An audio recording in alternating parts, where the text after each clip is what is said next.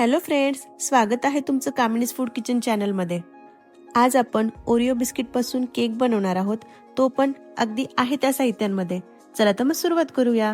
ह्यासाठी लागणार आहेत 15 ते 20 ओरिओ बिस्किट, अर्धी वाटी दूध, एक छोटी वाटी साखर, बेकिंग पावडर, चॉकलेट सिरप आणि बटर।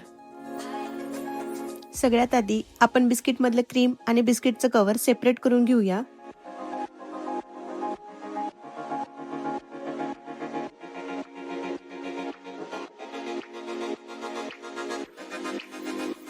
सेपरेट केलेल्या चॉकलेटच्या कव्हरची आपण बारीक पावडर बनवून घेऊया। ही पावडर एका बाउलमध्ये काढून घेऊया। आपण साखर सुद्धा बारीक करून घेतलेली आहे। आता तयार केलेल्या पावडरमध्ये बारीक केलेली साखर, थोडंसं दूध आणि चॉकलेट सिरप टाकून हे फेटून घ्यायचं।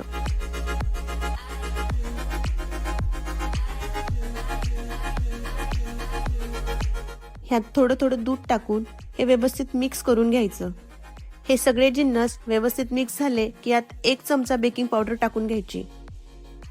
हे मिश्रण एका डायरेक्शननी व्यवस्थित फेटवून घ्यायचं आणि आपण साईडला काढून ठेवलेल्या क्रीम मध्ये थोडं थोडं दूध टाकून ह्याची छान पेस्ट बनवून घ्यायची।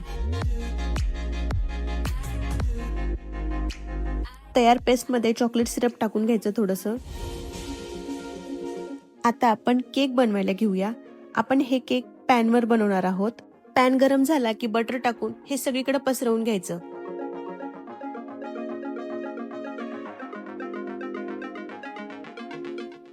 गॅस बारीक करून 5 मिनिटं झाकून ठेवायचं।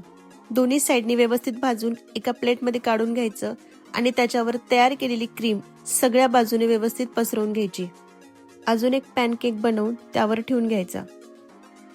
आता एका छोट्या झाकणाच्या मदतीने केकला गोल आकार पाडून घ्यायचा आणि सेपरेट झालेले तुकडे बाजूला काढून घ्यायचे। तयार झालेल्या केकवर भरपूर असं चॉकलेट सिरप टाकून घ्यायचं। कमी साहित्यात आणि अगदी सोप्या पद्धतीने घरच्या घरी ओरिओ बिस्किटचा केक तुम्ही मुलांसाठी बनवू शकता। माझी आजची रेसिपी कशी वाटली ही नक्की सांगा। परत भेटूया अशाच नवीन डिश सोबत। तोपर्यंत बाय बाय।